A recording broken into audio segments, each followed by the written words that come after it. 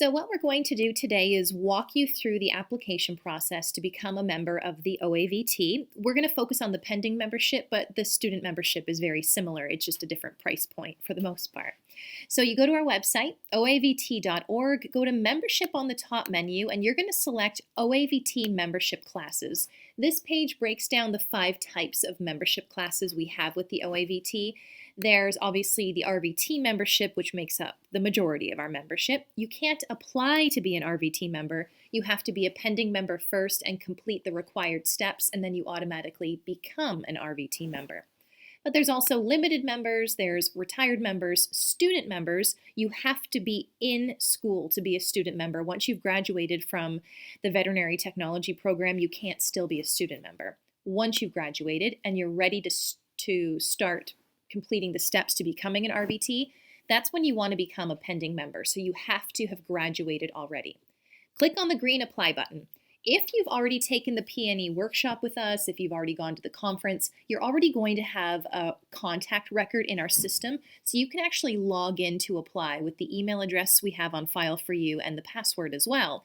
If you are not in our system for any reason, you're going to click apply now, and I'm going to do it that way. So pretend I'm brand new.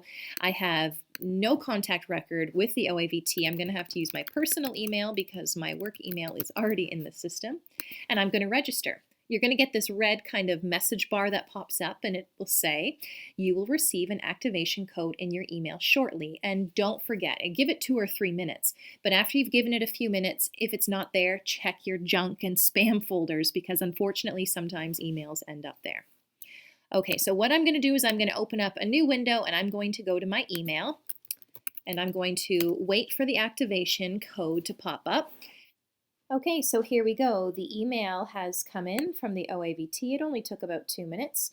And it basically says, thank you for initiating the application process. Click on the link. So we'll do that. And this is the heart of the application process. It's going to open up in a new tab.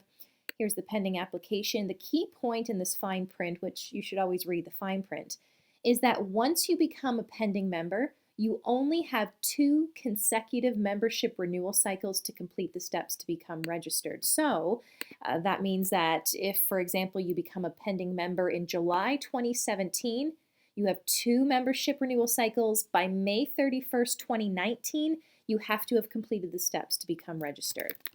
Okay, so that's important. It's also important to put your full legal first name. We've had a lot of people in the past put in like nicknames or names that their family call them.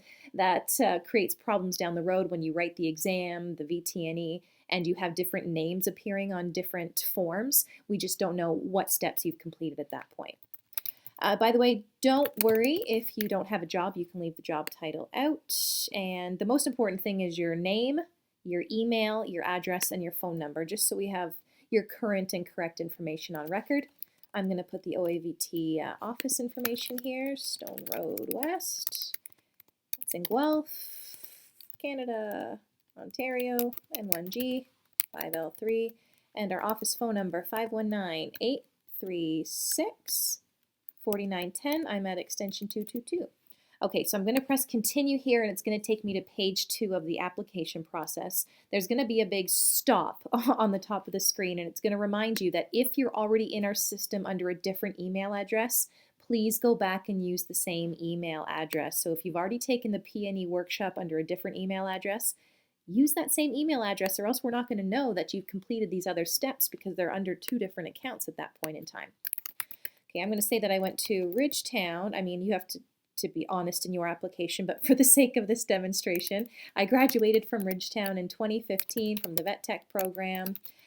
Let's see, the next question is the VTNE. Have I registered for it yet? You can either say yes, no, or you've previously passed it if you are a transferring member, if you're transferring from somewhere else across North America.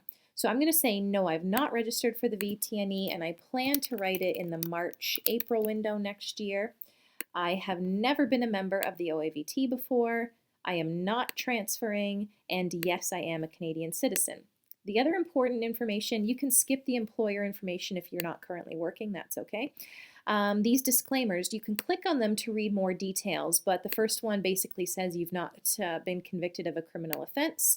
The second is important as well. You're saying that, yes, I will adhere to conducting myself in accordance with our bylaws, policies, and code of ethics.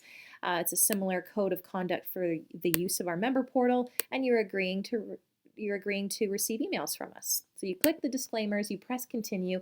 It's going to look like the page is reloading, but ultimately it's just putting the application through, and then your on-screen message will say pending membership application accepted. You'll hear from us shortly.